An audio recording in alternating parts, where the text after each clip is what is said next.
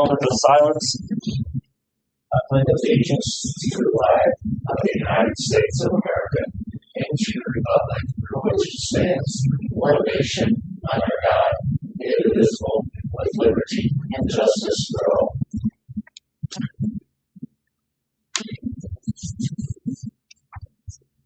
Thank you. Thank you all for coming this evening on this bitter evening, braving the weather and the wind, the cold and the snow. If there's anyone from the public that would like to speak tonight, there are green comment cards in the back of the room. Please fill those out and give to Mrs. Rose, our board clerk, as soon as you can, that we can get you in for public comments. The consent agenda this evening are items 26-024 through 26-034. Are there any members of the public to speak on those? Superintendent Lockwood, is there a recommendation? Mr. Beck, I recommend that the board approve with one motion and one vote the consent agenda items 26-024 through 26-034 as presented. Any discussion on any of these items from the board? Seeing none, is there someone to make a motion? Second. Okay, roll call, please. Okay, Mrs. Gall. Aye. Ms. Salomo. Aye. Dr. Hart. Aye. Mr. Delgado. Aye. Mrs. Bento. Aye. Mr. Griffin.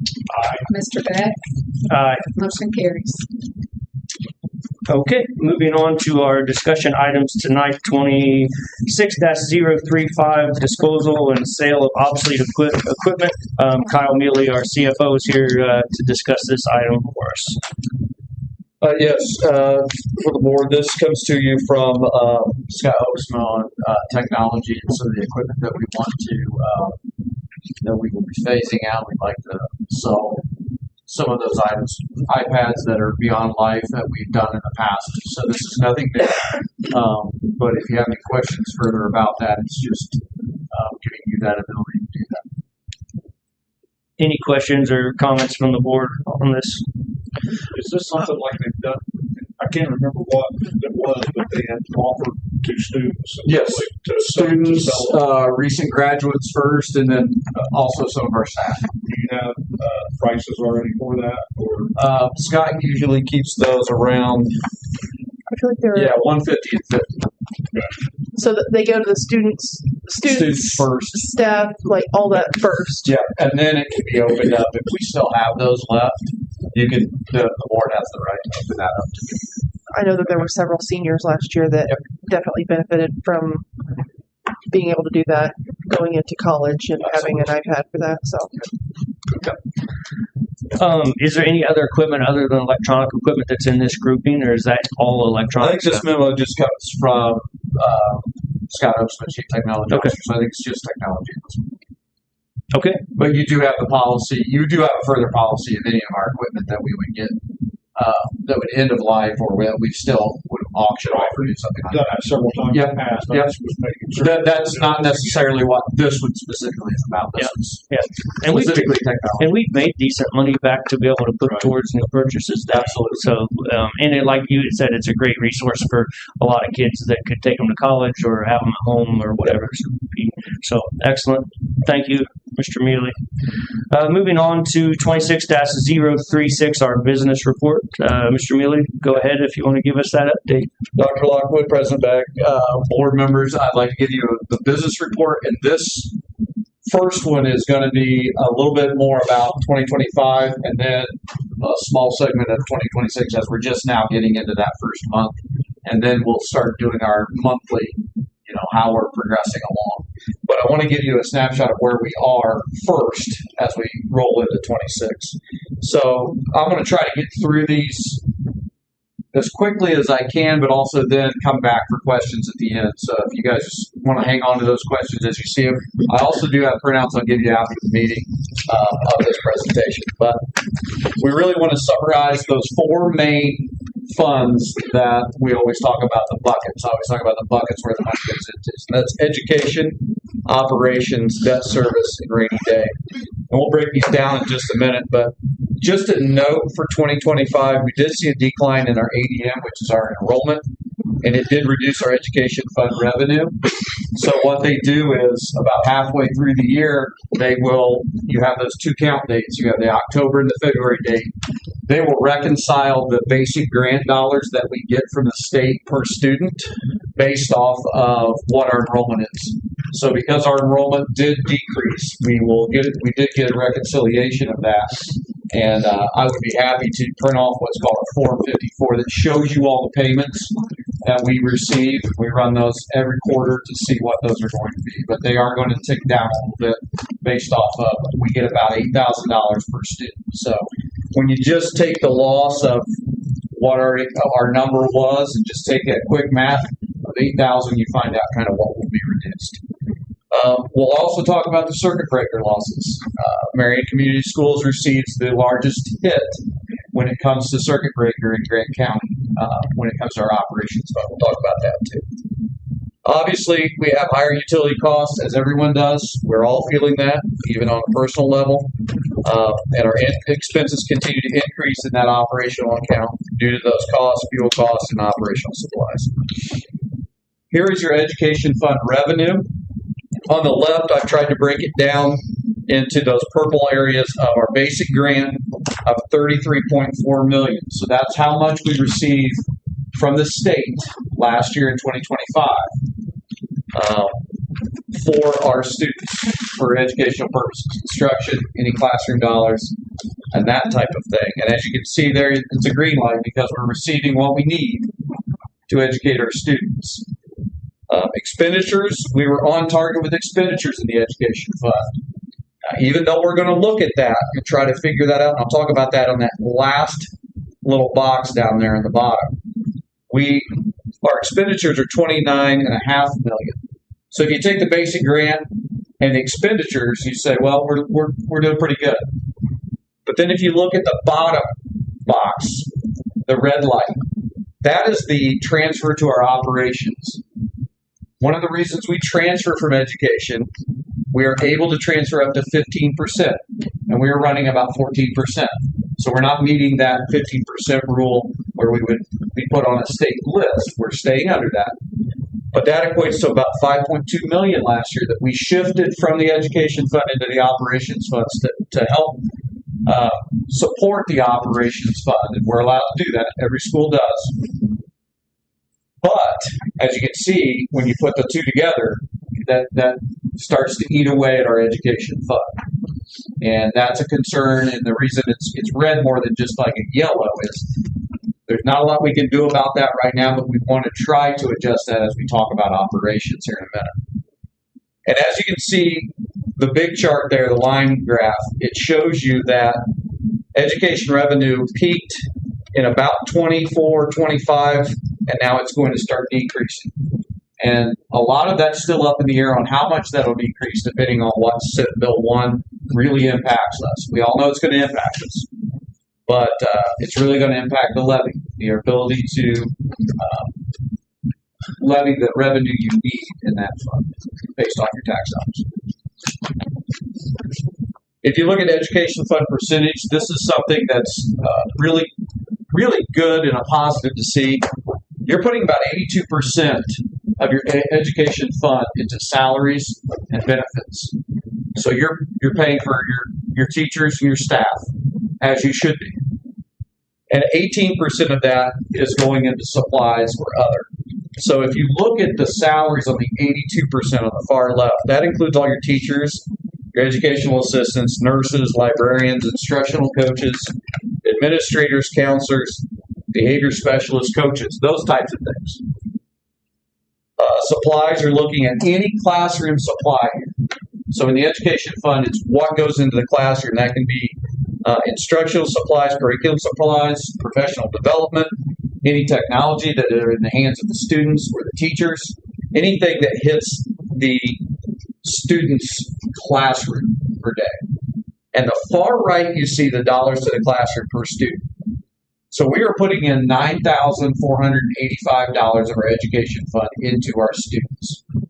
Now, if you look at that, you receive about $8,000 per student. So you are putting the money in the classroom.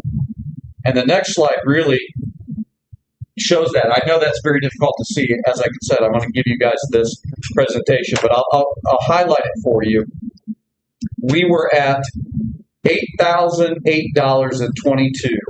In 23, we're at $8,661. This is education dollars per student. And in 24 is when we jumped up to $9,485.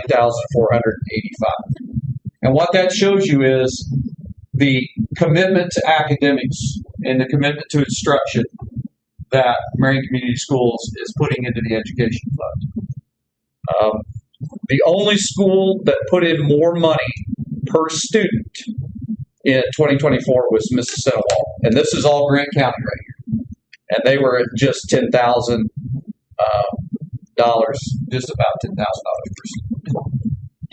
So about 84% of your budget is hitting the students, every day, and that's big. That's something to be proud of. Operations fund revenue. Now we move into that bucket. This is something that everyone needs to understand, and anyone that's in the community needs to understand. This is everybody. This is not just a Marion Community Schools issue. Operations fund is hitting everyone. The revenue is going to be an issue. So our property taxes locally, we raised $7.6 million, and it was reduced from the last would have been 24. As you can see, we peaked in 24, but our expenditures are at $14.2 million. That's why you have red lights there. And then, of course, you have that transfer into operations, that bottom one. Again, that's coming from education into operations to help us offset the cost. But as you can see, it is not keeping up.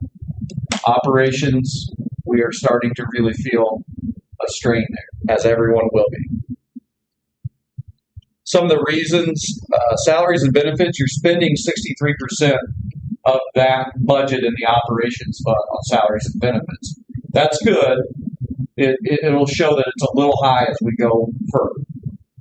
27% is the middle box, and that are your supplies and anything else. That can include your operational supplies as transportation, your buses, your maintenance, your custodial, any food service workers, that type of thing. But the real highlight is on the far right. Since 21 through 25, our 5-year salary increase has been 28% in the operations fund. So our salaries are going up and our enrollment is going down in operation when you look at the operation. So that's something we have to look at. It's just simple budgeting that we have to really keep our minds on top of that. If you look at operation historical revenue, this goes all the way back to the far left. The really high purple is 2009.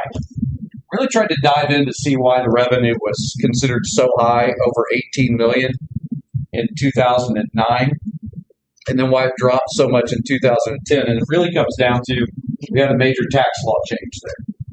You remember 9 through 10, right about that time was when the circuit breaker really took effect. So if you can look at how dramatic of a decrease in revenue in that year, and then you just brace yourself for what Senate Bill 1, which is the next major tax bill we've had since that time. So again, not trying to be too pessimistic, but just being prepared that we could see that. As you can see, in 22, 23, and 24, we've had an increase, a moderate increase, and that is based off the assessed value in the state of Indiana has gone up all over, and our assessed value went up. So our revenue, our property tax dollars, local property tax dollars, revenue went up a little bit. But I would anticipate us to see that flatline or even revenue go down as we move forward. But I like to give you this historical data so you can see it. Operation historical expenses, again, the one that really you want to look at, a hard graph to see, I understand, but the pink at the bottom and the brown above it are salaries and benefits. And so in 2019 is the far left bar. You can see it jumped in 2020 and it's continued to rise in salaries. Benefits have stayed pretty well steady, but that peak has continued to rise. So salaries have increased over that time. And if you look over into the box on the right, you can see what our salaries were in 19 at 1.9 million, and where they're at in 25, they're at 5.9 million. So that's just information for the board that you need to have, is to see that. Now, even though, and I will say this because I don't want to continue harping on, operation salaries and those people that are in that, I'm included in that. Although our student enrollment has gone down, our square footage of buildings has not. So when you're looking at maintenance and custodial, you still have the same square footage that you have to take care of. So this is a tough one. But a lot of people say, well, if there's less kids, so why do we have so many people still there? You're still maintaining a lot of those years the same amount of square footage. Some other questions that he has. If you could. Okay. Yeah. We'll go back to it. Here's the big one on circuit breaker. This one's hard to see, and I had to get the top headings. So this comes from the DLGF, Department of Local Governance and Finance. So Madison Grant is included in this. It's not because I wanted to compare them. It's just that's the way we had to take that out of this. But you'll see that Marion Community Schools last year, our certified levy for operations is the bottom box, and I'll read it off to you, was $9,116,252. Now, when I slide over and we look at the over 65 circuit breaker, that means that was 49,529. But the big one is what you see is the 1%, 2%, 3% county option circuit breaker.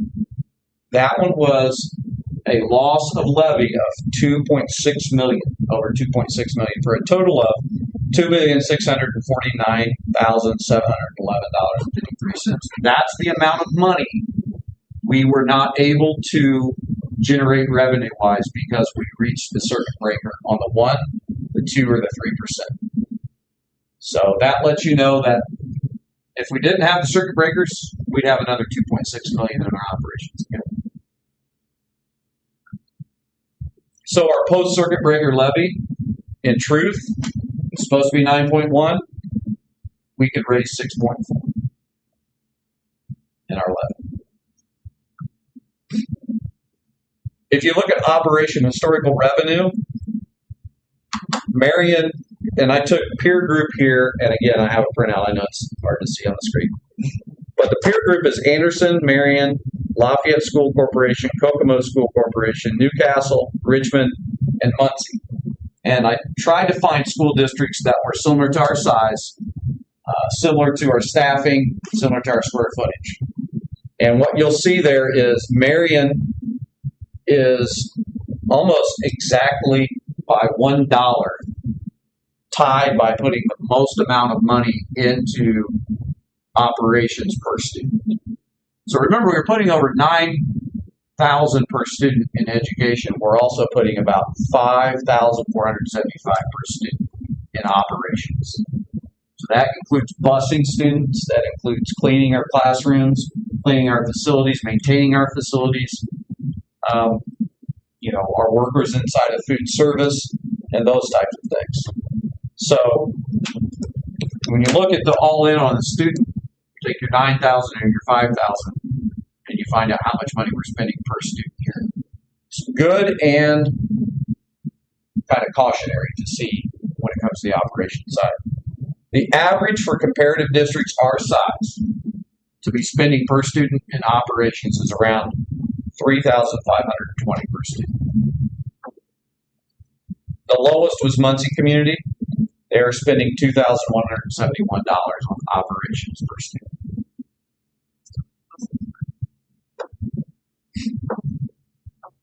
So some savings targets. Where do we want to look at savings in 26, and I included 27. We Our operations fund savings goal needs to reduce it about 13.5% would be our goal. So that's a heavy lift. It's about 1.9 million that we need to try to reduce in our operations just to get ourselves to a more balanced budget on that side. Areas of potential savings, those are with the icons up there. You have the bus, so transportation. You have maintenance and custodial. There are the other two icons. So what are some ways we can do that? Bus routing efficiency. We'll be reducing the new bus purchase. We'll be purchasing buses every year. We'll be trying to work with the maintenance efficiency, which we're already doing right now. And that means, scheduling, how we can maybe do more with less as people might retire out. We might have to look at not filling positions as people decide to move on or retire. In both maintenance and custodial. Capital project costs, we need to continue to utilize our bond funds. That's why we went after those bonds. Those capital project costs are your big items. HVAC, roofing, any repairs that you want to do inside your facilities, whether they be both classroom, educational, athletics, those types of things. We want to maintain a continued investment in our facilities because a continued investment in your facilities means that you will continue to attract students in the world of school choice. It's a tough one to be in, but kids can choose to go anywhere, and everybody's competing for those students. And then we want to continue to plan preventative maintenance so that we can hopefully head off any of those major breaks or those major repairs that we need to do. Certified budget. This is actually been certified now. We have our 1782 notice, which means our budget for 26 is set. It is a total of $47,248,631. Now remember, this budget doesn't mean that that's the money we have. Okay, this is the authority to spend this money.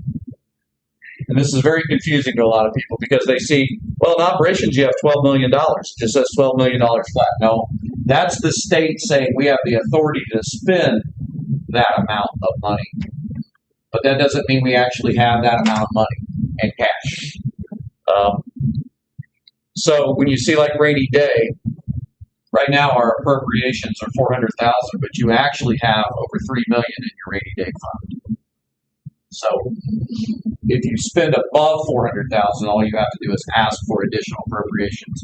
So if we would have a major break somewhere and we had to dip into that, a resolution would come before the board so that you would know exactly how much you're going to take out of rainy day. I know you wanted us to wait, but why is the operation fund then listed at 12 million when we're only bringing in 7.5? Because our education fund, our total all-in cash balance, we have the cash on hand to spend it. Okay. So you have almost, if you took your entire cash, including bonds, grants, Title I grant, any extra money that you have in all your funds at the bottom, it would show up to almost 19 million. But when you budget, do you use the 7.6 or do you use the 12? When we budget, we use, right now, based off of all the needs that we have, we budget based off of just under the 12 because we transferred from education. Okay. To be able to budget that low, we would have to reduce. Okay. Thanks. Yep. So our 26 financial priorities are stability first. We need to protect core instructional spending while navigating the levy and the Senate Bill 1. We need to maintain a cash balance discipline to ensure predictable operations and strong credit positioning. So one thing to understand about credit positioning is whenever you want to go out for a bond, you have to have a good credit score. And schools, not only Marion Community Schools, but all schools are feeling a little bit of a tightening on your credit score because of the uncertainty of Senate Bill 1 and the loss of revenue that you might have. And so when you go to get your credit score, sometimes they're looking at that and saying, well, you may not be generating as much revenue, so it might actually bring your credit score down.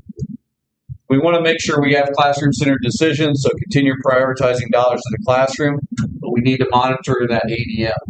So we are spending $9,000 per student, but we have to really be aware of if that continues to go down in enrollment, we have to adjust, and that can be adjusted through staffing. As we get down through, if enrollment continues to decline, which I don't think it will, but if it would, we would have to really look at staffing in the education fund as well.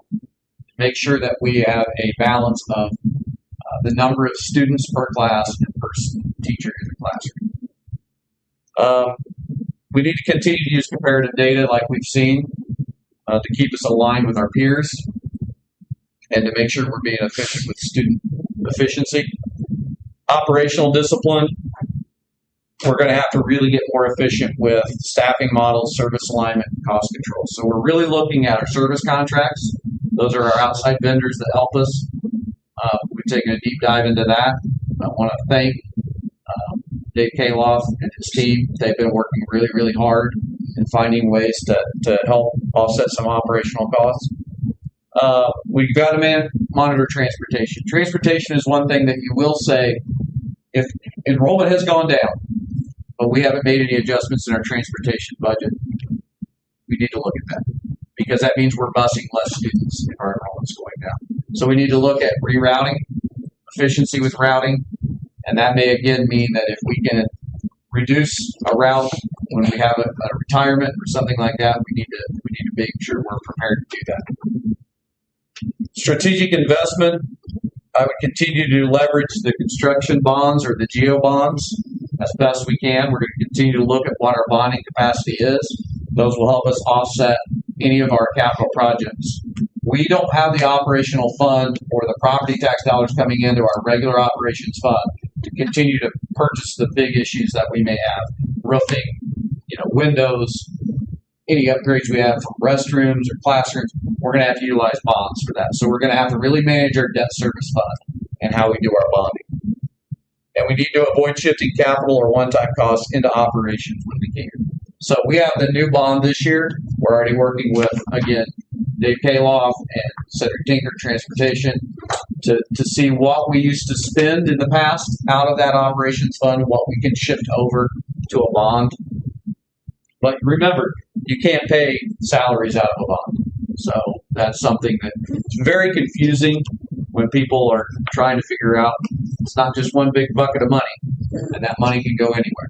So sometimes when you're fixing an athletic facility, but you have to have a tough conversation with staff and you say we don't have money for raises. It doesn't make sense, but it's the rules we have to play by. That's it. So I will go back on any questions.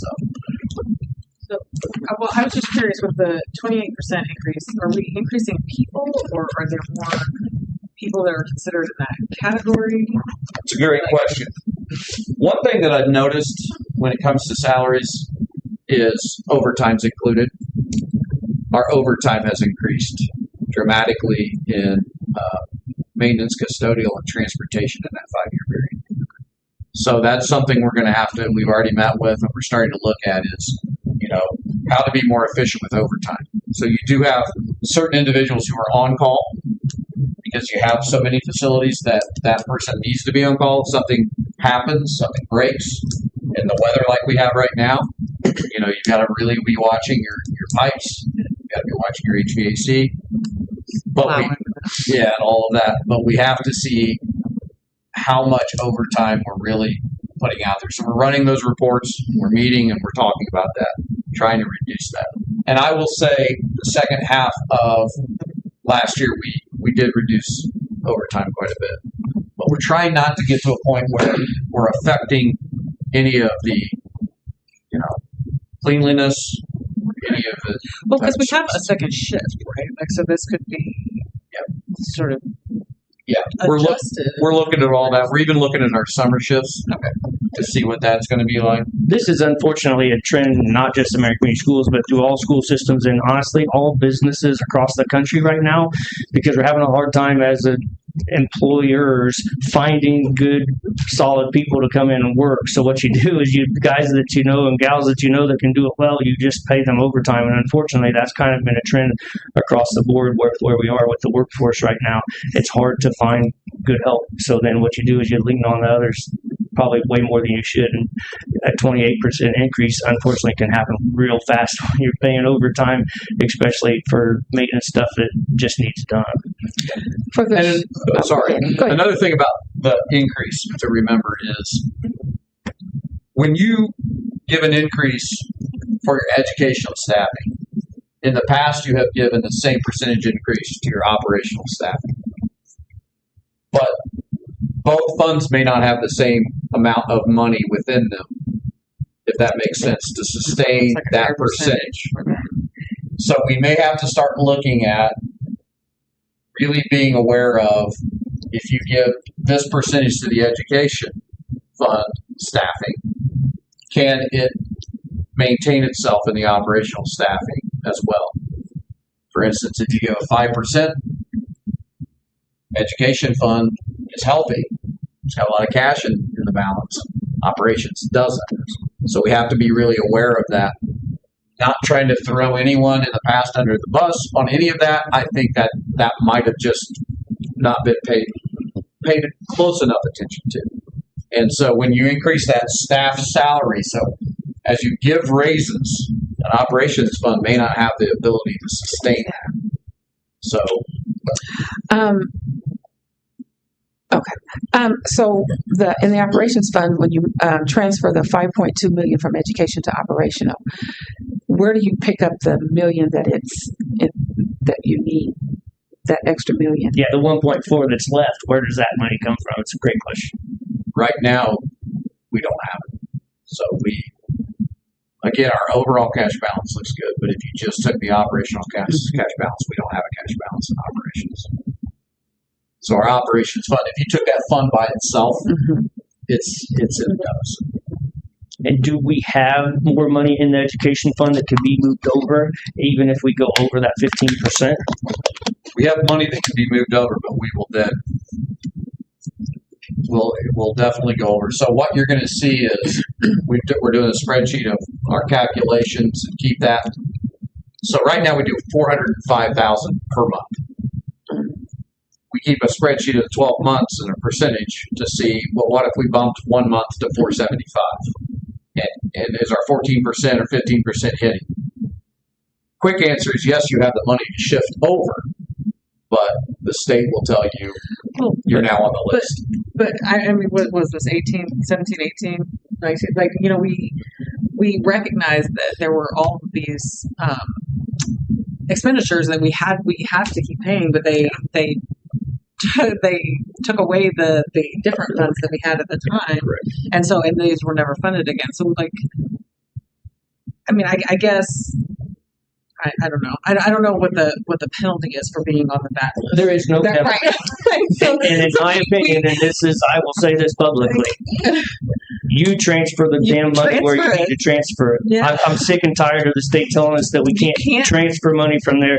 If you have to go to 17 or 18% and they make us fill out some paperwork because that's what we've done for a year or two, that's what we got to do. They're not giving us the resources in other ways. I know that it creates a little bit of hassle for you on the paperwork side, but we've done that in the past and we just deal with it because that's where our hands are tied. So as myself, I can't speak for everybody else. I am not willing to sit here and say you have to stay within that 15% or under guideline. I don't know how everybody else feels about it, but if you need to transfer more money from the operations fund or whatever, and we get a slap on the hand, there is no penalty to us for doing that. Well, I would find out what the penalty is before you do that. There is not. How can we use the rainy day fund for that? I know you have to ask for additional appropriation, but how can you use the rainy day fund to pull that out?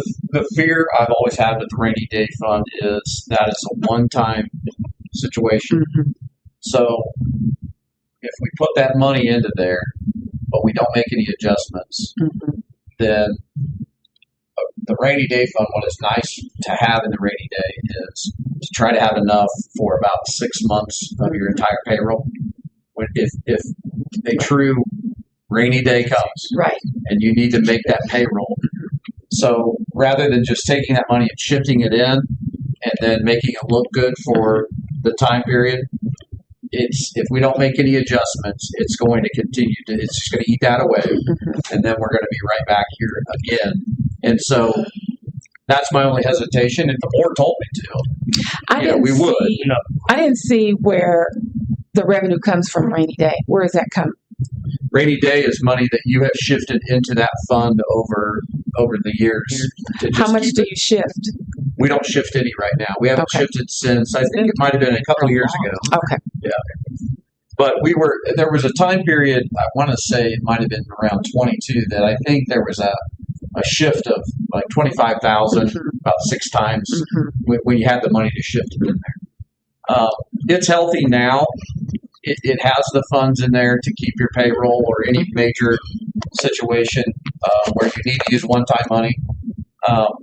It wouldn't be a strategy to continue to offset that operational cost.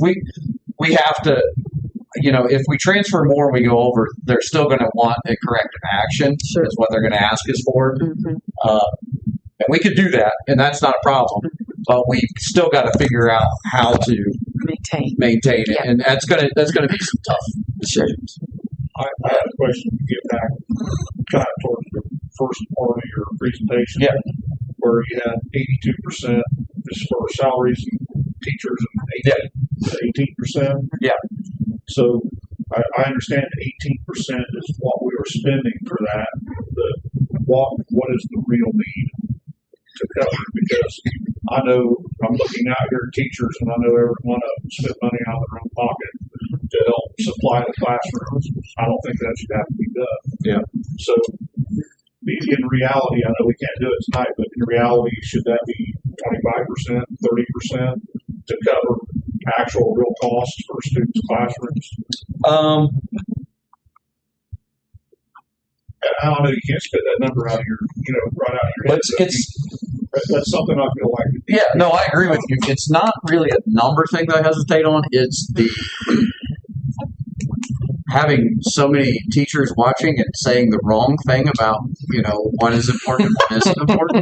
I wasn't that He doesn't class. want to take away from salary. So, I don't want you to answer that. Right. I'm just throwing that out there that I feel like that is a major concern for myself as a community member, as a parent, and being on the school board. I just feel like we need to come up with community involvement, community partners, whatever the case is, to try to help out in some of these other areas. Dr. Lockwood helped us out tremendously this year. It's one of the first years that she approved what's called the Classroom Connections of East Central Indiana. It's located in Muncie, but it serves all of East Central Indiana. And she approved the payment of all of our teachers to be members. And so I actually sit on the board. I was on that board before I came to Marion.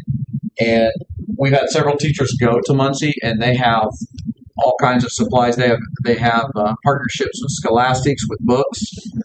They have partnerships with a lot of supply companies that those supply trucks pull up, and if they have a ton of construction paper or bulletin board materials, Dr. Lockwood signed that our teachers can go over unlimited. I want to add to that too. Before we looked at that, when they contacted us, we had a huge number of teachers that were paying for a yearly, a yearly fee to be able to go like 6 or so many times a year. They were allowed to go so many months, but we were one of our teachers were like the second highest school system that had teachers that went over there to get free materials, and they can go in there with a shopping cart and fill their shopping cart up and leave, and then don't have to pay anything for that. So we took on that expense for them to open that up for all of our teachers here at Marion Community Schools, and then send an email out to them to let them know that this was available to them. And that's what I appreciate, stuff like that, because people in the community don't realize that things like that are happening. Yeah. So I'd like to see that kind of stuff. I would say she's one of the first superintendents to think outside the box like that. And so when you look at it, I think it was around $40 per teacher that she approved all teachers in the district to have the membership. But the membership also includes, which I think is interesting, they've added massage chairs, and they've added like copiers, and they've added areas teachers can go in. And teachers have actually said it's nice, even though they have to travel to Delaware County to do that. It's nice to not be at the school to go do those things. And so Walls Furniture did the chairs because Sarah Jones' husband.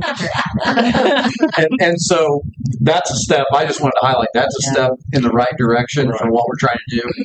I think the overall answer is supply budgets are never enough. And we're always going to have to look, but I think we can look at definitely increasing that a little bit as we move along. Again, if we make some adjustments here and there, that opportunity is going to be there.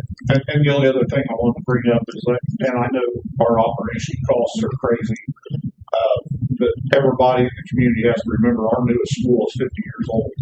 There's very, very little other school communities that have that issue. And I graduated here in '88, and I think the school still looks phenomenal for being as old as it is.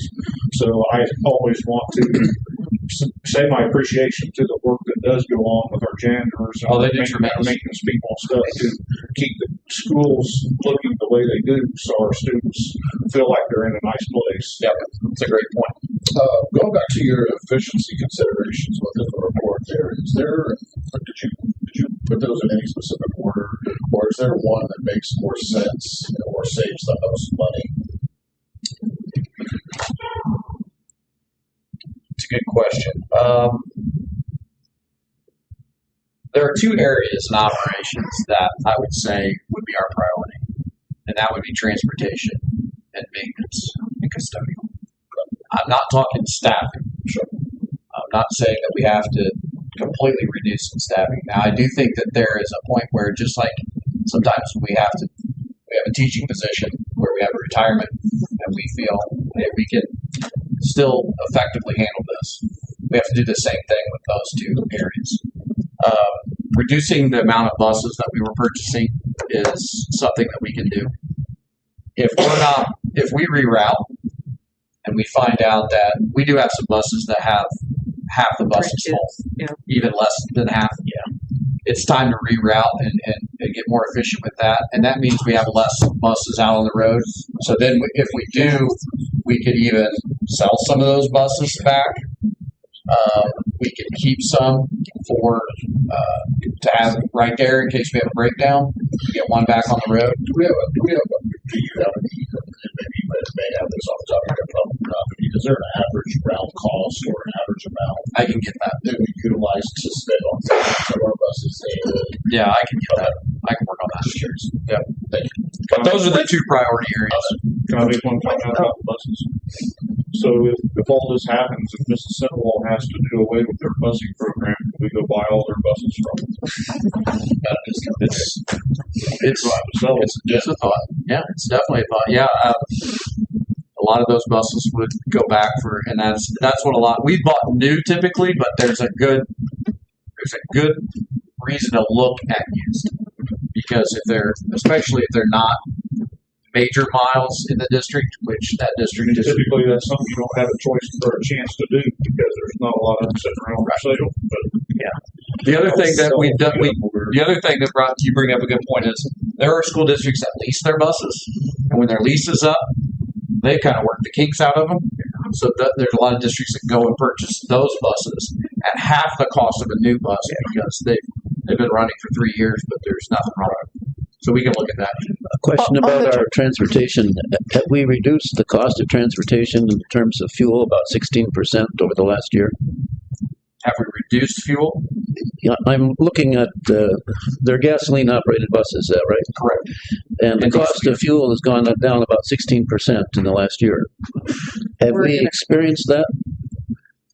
Has that been included in our calculations for what we're spending on transportation? We have not. I have not seen a 16% reduction in our fuel costs. I'm just looking, from $3.50 to $2.99. It's the 16%. It seems like we're spending less money on fuel. Doc, we are in what's called a co-op, so we already have set pricing that's way better than what the public was paying for diesel and gasoline anyways. It's something that we started, I don't know, maybe 10 years ago or so, that has saved us hundreds of thousands of dollars. So when you get hits in the market like that, we don't see that savings necessarily because we're already in a package that's already seen those. The Indiana Bond Bank is something you guys have worked with for many, many years, and that Indiana Bond Bank actually has that program where they hedge what you have, so you are locked in, and when there is a spike or decrease, you're at a stable number. The question that I would really like to ask, though, is about ADM. I'd like to know, when you look at ADM, you look at, I don't think it includes preschool, but it's elementary, middle school, junior high, and senior high. What are the numbers? What did we lose where? And do we know why? Yeah, we have that, and we, Dr. Lockwood has a report. I have a report. I know that Ms. Evans has a report as well. Scott Hoaxma has put that together for us. He tracks that, and we'll be able to give that at February 1 count date. He is going to give you guys that breakdown of every grade level, every building, so you can see who has lost or who has maintained or if they've gained. The other question is, why did we lose them? And he's working on putting that together as well. So where have our kids gone? Have they moved? Have they chosen to go to another school? Have they gone online? So there are a lot of different reasons. So he's putting that information together as well. Because when a student does exit, they have to state where they're exiting to. So we have that we're going to put together after our next ADM count. And in the past, do we know why our students... Do we know why we have experienced over the last 2 years, 3 years, a predictable decline? I guess I'm not sure. I mean, are you wanting to know if we're looking at why our students are leaving the district? Yes. Okay. Yes, we are. I mean, and I can tell you that. Do we have some work to do? We absolutely have some work to do. Some of the reason that we are losing the number of students that we're losing is we have some smaller classes that are coming through and we're graduating bigger classes than what's coming in. We've seen that mostly at the high school. So we are in a population kind of downside a little bit right now. I will tell you that we are looking at a loss for this ADM count right now. Not as significant as a loss as we looked at in October, but it's a little bit deceiving. I don't know off the top of my head how many of those kids have moved away. Okay. But I can tell you we've also gained 30 plus kids coming in. And we'll be able to outline for you where those kids have come to us from as well. So we're going to be working with the principals at the building levels to look and see what we need to do differently and how we can increase our ADM instead of having it decrease. There are other things that have come into play. The IHSA opening up honestly has hit not just us but other schools, giving kids more options on leaving and going to other schools as well. So school of choice is another one. The voucher system. We do have a lot of kids that utilize the voucher system more than what you would think in Grant County. So there's a transferability report that will be updated here soon. It usually comes out, I think, in February after the second ADM count. We looked at it at our last board training that we had as well to look at what that looked like for 2024, 2025. So the new one will be coming out and we can make a comparison there as well. So we are starting to look at the data and coming up with ideas and things that we have to help improve our ADM count here at Marion. Mrs. Rose, can you put in your notes to send us the link of that transfer portal sometime? That would help Doc be able to pull that up, and that gives kind of a good snapshot of who's coming in from where and who's leaving us for where. If my memory is correct, we do really well at the elementary level. We've got lots of kids that are here and that are loving it. We lose a little bit as we go to Justice, but we still stay pretty even. And then as we get to McCullough at the 7th and 8th, and then even more at the high school is where our loss comes. And I think that's where we know we've got to put in the work as we move forward. And I think just to help with that a little bit is we're in a completely different world when it comes to student education. There are students who actually prefer virtual education. I think that so I'm sorry to interrupt, but I don't think we can overstate that. I think the ability during COVID of some students and some families to see virtual platforms, and there are so many options that I do think that's happening. I can tell you, we do have 350 kids within our school boundaries that attend a virtual school. Yeah. We currently do not have a virtual school at Marion Community Schools, and we are looking at implementing a virtual school here to try to see if we can get those kids to have a little bit more support with schooling and be able to, even if it is virtually, but be able to be a part of Marion Community Schools. So that is a significant, 350 kids is a lot of kids. Also, I think it's hard because we don't have the same numbers for the city itself, which I do still think that our population as a whole is slightly shrinking. You know, like we took the big hit from the time I was younger. We were younger till now, but I don't think we're gaining that much either. And so I think, we put a lot of spotlight on our schools, and I do too, but I think they don't have the same number counting in the same way. Like, we just don't know in the city if people are leaving, Yeah. There's another report I'd like to get to you guys, and that is the number of births per year. And you'll see that the number of births in Grant County are trending downward. And so you're just going to have less students that are just out there within the county that are going to be of education age, and that's going to continue to be a factor when you have several schools that, again, school of choice. You've got the virtual now. There are students that virtual works really well. We have higher cases of mental issues that students prefer to be virtual, and those are things that we have to look at. But the last thing I'll tell you about the ADM is the ADM can be a piece of the puzzle, but it doesn't complete the whole, because all it's going to do is increase the amount of basic grant dollars, and that's only going to slightly shift your ability to transfer into operations. Your education fund, you're running very healthy. Operations, all you do with more students is increase the amount of percentages transferred over. So it may not be, no matter, 300 kids might help you, but it's not always going to fix that operations. Increase what you transfer. Mrs. Bento, you've been very patient. Go ahead. Sorry. It's okay. I just wanted to go back to transportation. Sorry, I was trying to get it in when we were talking about it, but just the ability to be able to not only contract out our school buses on the off season, but do you know the difference in, instead of owning a large fleet of buses, being able to contract drivers in terms of they're not our employees, they have their own bus and doing that. I see a lot of that where a lot of school systems have went to where they are no longer owning their own fleet of buses and maintaining that fleet. And I didn't know, is there any information on how much it costs to do something like that? Is it even a possibility around here? And looking at some of those things. It's a good question. And it goes back to the operation historical revenue, or the piece that had the schools, the peer group schools. One of the schools that is spending the least amount on students on the operational side is Muncie Community, and they contract their buses to a contracted service.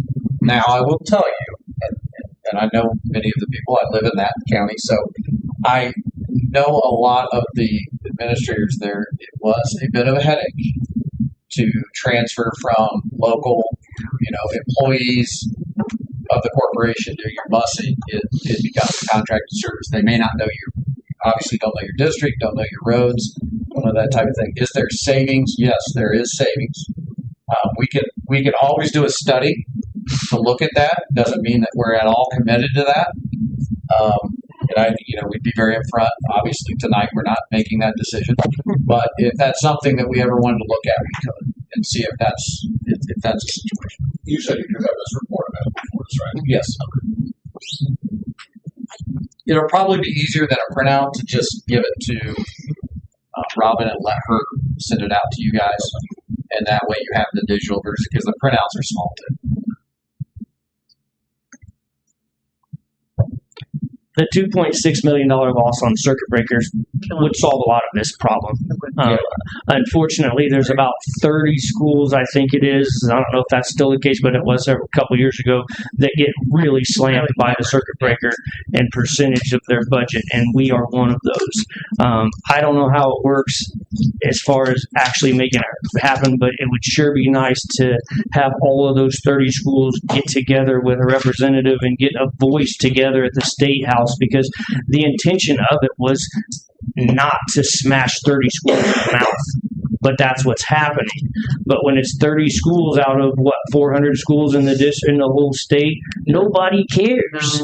So it's hard to have a voice. But I don't know how we do it. If there's a way to reach out to those 30 schools through our CFO, and you guys all get together and we try and, even if 30 schools put together a lobbyist that helped us figure out a way to get in the ear of our state representatives and all, if we could bring it to them properly, $2.6 million loss could make a big difference. Could make a big difference in what we're doing. And it's been like that since I've been on the board. And honestly, we saw when it started, and it's only going to get worse. That 2.6 that we're seeing this year will probably be $3 million next year and 3.5 the next, and it will just continue to eat us alive. The last thing that I want to say is thanks for showing us the numbers that we are spending money wisely towards our students. All school systems are not doing that. So I'm sure Governor Braun is listening to this meeting this evening. So for us to tighten our belts, you can shove it, because we are tightening our belts. We cannot tighten our belts anymore. And until we as a society start to step up and the public steps up, this isn't just American Community School things. This is going to happen with Mrs. Sinowal. This is going to happen at Oak Hill, Eastbrook, Madison Grant. SB 1 is going to cripple public schools. I know we don't have a big audience in there right now today, but I'm hoping people will listen and that people will start to pay attention, because it's not just American Community Schools. We have got to get the public, you guys, everybody has to get out there and talk about this. SB 1 cannot go through as is in 2027. So until we stand up, and this isn't just one side or the other, this isn't just our Democrats, this isn't just our Republicans, we as a collective community that care for public schools have to stand up and convince each other that we have to stand side by side, or we are going to be even more crippled in 2027. So, but I appreciate you showing those numbers that we are tightened. Our belt is tightened. We are spending the money on our kids. It'd be different if we were the lowest in the area and the lowest in comparables, and we're not. We are doing things right. We're doing things well. We can't tighten anymore. So thank you for that presentation. Any other questions for Kyle on his presentation this evening? Thank you so much. I appreciate it. Moving on, action items. 26-037, the purchase of metal detectors. Kyle Mealy is going to discuss this with us this evening. So we have the opportunity to purchase 2 sets of metal detectors. The cost of those is considerable, but I think it's very warranted. These metal detectors allow us to get students through without having them to remove all of their items. This also would allow us to get community through if we were at like athletic events or any type of event, graduation, anything like that, without having people remove any items. These are the top of the line. They are utilized right now by Muncie Community Schools, but they've been utilized if you've gone to Lucas Oil, if you've gone to Gainbridge Fieldhouse. Those are the same ones you walk through. And what they do is they're a technology that's sensitive enough that if you had a Yeti and you had a weapon inside of that Yeti and you went through, it would detect the metal of any of the weapons if you took that out, and the gentleman that showed this to or did a demonstration for us did this, you take that out and then go back through with the Yeti, it will not go off. These are as high level as they get. You can change the sensitivity based off of what you're doing. It could be, you could have a sensitivity for, when you're having outside non-school related functions and you want to up the sensitivity, it can be done through the simple app that comes with these. These are a step in the right direction for students, staff, and community safety. I think that we all know how important that is.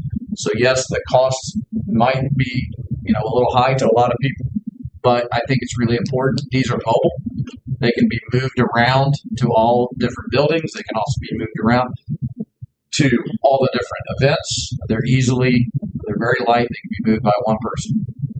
But I will say this, the current system we have, especially in today, the weather we have right now, this will keep us from having kids standing outside our doors and get kids in and get them through. If they do go off and they have their equipment on, they will then go over to the secondary metal detector, and either administrator or SRO will then wand and look at them further. But you can go one right after another and get them through, and we can get our kids in the classroom quicker and not have them being held up and be safer because of this. So this is going to come out of the bond money. So it will not impact our operations fund.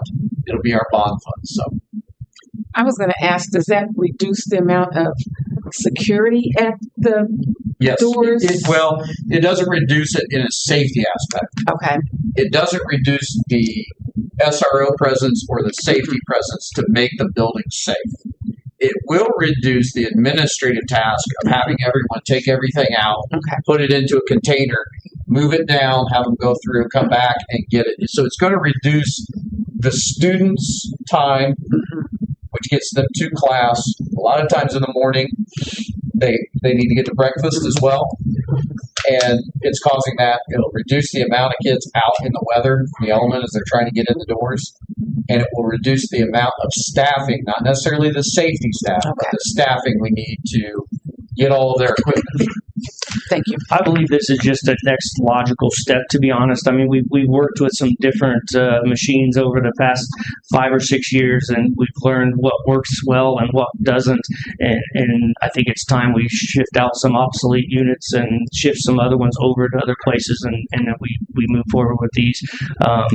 No one likes to just spend money, but it's a no-brainer to us to make sure that we're getting what we need for the safety and security of our staff and students as Will well. it just be one at one door, or how many? It'll be it's a total of 4 units. 2 units stand next to each other. Okay. And there'll be 2 doors that will have those. We hope to transition and get more as we move along to get them throughout the district as best we can. But what we'll be able to do now is move some of the newer metal detectors down and move out the oldest metal detectors that have aged out. Mrs. Rose, are there any cards for comment? No. Any other board questions or comments for Mr. I just feel like this is another thing of improved technology for safety, as far as being portable, being able to use them in different areas for, different events and stuff like that, just like upgrading our iPads and stuff for education. This is an upgrade for safety. If there's no other questions, I'll go ahead. Comment. I've been watching the progress of the build that the GRCC is doing of the house on Nebraska near 30th, and watching it from digging the hole and then putting in the footings and then putting the flooring in and then putting up the walls. I don't think we have roof on yet, but to those of us in the community who are watching, it's very encouraging, and we hope that there'll be funding available, maybe to build 2 at a time, And the construction, it looks great. I think our students are benefiting greatly. I've talked to people in the community, and they're impressed. I talked with one person who's responsible for inspections, and he talks with me, and he says, yes, they're doing everything according to the book. And then makes the comment that this is exactly what we want our students to see, so that they really do catch on to the fact that, yes, when you're a professional, you may learn how to do things faster, but they're getting the basics. And I encourage you all to drive down, if you don't, Nebraska, near 30th on the east side, and take a look and just watch.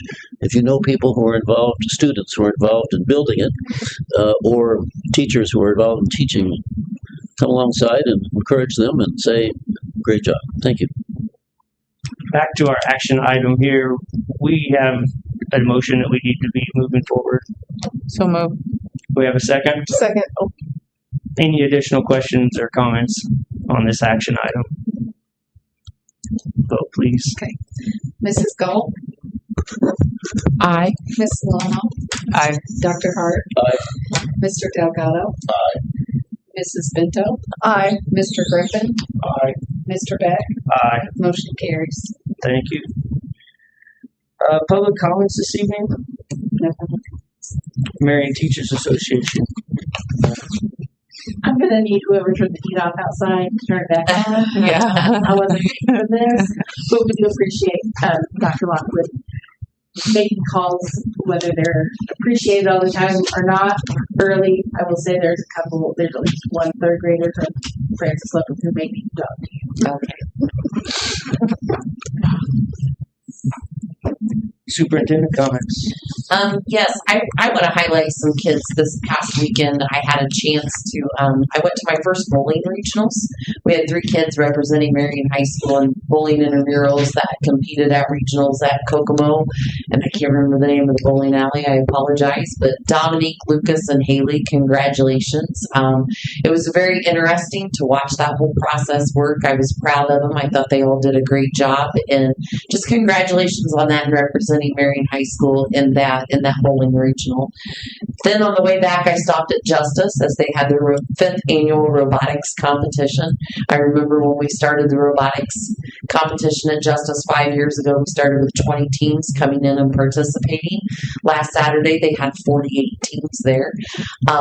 Miss Evans was also there. They put us to work. We were hustling kids back and forth to go compete during that competition. I think if I remember right, there were 192 competitions that took place during that day, and that was just in the preliminary round.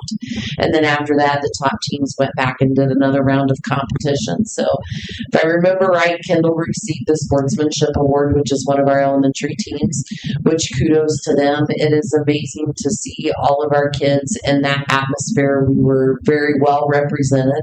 I think they posted a picture of all of the kids that participated. And the thing that I love about robotics is that we welcome all kids to participate in that. And all grade levels, from 5 through, I think they were represented up through, I don't know if it was Justice or McCullough. It might have been McCullough, but McCullough's got a team as well. So that was very exciting. I want to say kudos to the staff at the elementary and at the secondary level, the amount of staff that was there to pull something of that magnitude off. There were so many people there that were helping out that day. So it was a great day. So I thought it ended well, and I just appreciate all the extra time that people put into our kids for the extracurricular. And then one last thing I have to say, I get asked all the time, what is the hardest part about being a superintendent? I will definitely say it's the winter weather decisions that you have to make. If it were up to me and if I had a magic wand, we would be in school on time every day. I just want everybody to remain safe. The roads are slick out there. The wind dies down and we can quit the drifting and all of that happening, and the weather warm up a little bit so we can get the roads a little bit safer to drive on. That will be great. tonight. But please stay safe. Do the best that you can on your e-learning days. I know that's not an easy task. Raising 4 kids myself, trying to get them to sit down and do homework as mom or dad or grandma or grandpa or aunt or uncle or even babysitter, because I understand parents have to go to work, can be difficult. Do the best you can, and if you need help, please don't hesitate to reach out. We're here to help you in any way and support you in any way that we possibly can. So main thing, we will get back to school as soon as we can, hopefully sooner than later, and just make sure that you are staying safe and staying warm. Thank you, Dr. Lockwood. Board comments. Thank you. Yes, I have a comment regarding the school closures and the current weather. We realized that in our calendar we had put a limitation on synchronous learning days. So those are the days when they're actually logged in at a particular time. And given the weather and that there is no end in sight and my little tour around Marion, I would like to make a motion to allow Superintendent Lockwood to call as many synchronous learning days as needed due to weather or other emergencies. So, Do we have a second? A second. Any other discussion on that? We'll do a roll call on that. Mrs. Gull, Aye. Ms. Salamo. Aye. Dr. Hart. Aye. Mr. Delgado. Mrs. Bento. Aye. Mr. Griffin. Aye. Mr. Beck. Aye. Motion carries. Thank you, Ms. Lama. Any other board comments or anything this evening? I was just gonna just say real quick that over the last year, I've had the privilege to be the board representative on the Head Start Policy Council. It includes the Little Giants preschool, and they meet the third Thursday of every month, and it's during the day. And they go over things about their policies and procedures, and some grants, and just some general stuff. But I just am really impressed at the parents that show up for these kids and representatives from every single school. It's like I said, it's in the middle of the day, and they are there, and I just commend those parents who have been there, and they are giving their input, and they're there for their kids. And I just see that it's a really good start to the future that Marion Community Schools has. And there is a waiting list for the Little Giants preschool every single year, and they're doing some really good things. So I just wanted to kind of give an update on what I've been seeing and what I've been hearing with Little Giants preschool and serving on that committee. So Thank you, Mrs. Bento. Any other board comments this evening? I did a couple here. I'd like to read the donations as customary. This week we had a donation from Marion High School Alumni Association to the GRCC Aviation Program for a total of $600, which brings our year-to-date total to $29,684.99. Also, I'd like to thank Mr. McNeely for the job that he's doing with the construction trades. Being that I work construction, I know what it's like to be out there in the elements. And obviously, they haven't been out there the last couple of days, but once you grow up, be a big boy, sometimes you have to be out there. I think you guys are doing a fantastic job. Thank you. Any others? Board members, your committee assignments are set. Mrs. Rose will get those out to you shortly. It should be what we've all talked about, so that will be set. Thank you for serving on those different committees. I won't go back into it all again, but I'm going to say it every time I'm up here. SB1, talk to your family, talk to your friends. We've got to do stuff about it before it's too late. Hang in there, kids. I know some of you are getting stir crazy at home. Hang in their parents and hang in their teachers. None of us want to do e-learning, but that's where we are. And Mother Nature's threw us for a big loop. And unfortunately, the next 2 or 3 days don't look great. Like Dr. Lockwood said, we're going to do what we can when we can, but ultimately we got to be careful. Part of the difficulty when you get as much snow as we did, as opposed to it just being cold, is bus riders have to walk in the streets, and there's icy streets, and there's no sidewalk. There isn't even a just inch or two of snow sidewalk. You're talking 8-10 inches, or now even more because the plows have at least plowed and covered the sidewalks. So if you do live in neighborhoods, it is nice to shovel your sidewalks because there may be someone that needs to go through there. But those are not easy decisions. I do not envy you for having to make that. But we do appreciate you because we know those are tough decisions. So thank you everybody so much. Our next board meeting will be on February 10th at 6:30 here in the boardroom. This meeting is adjourned. Thank you.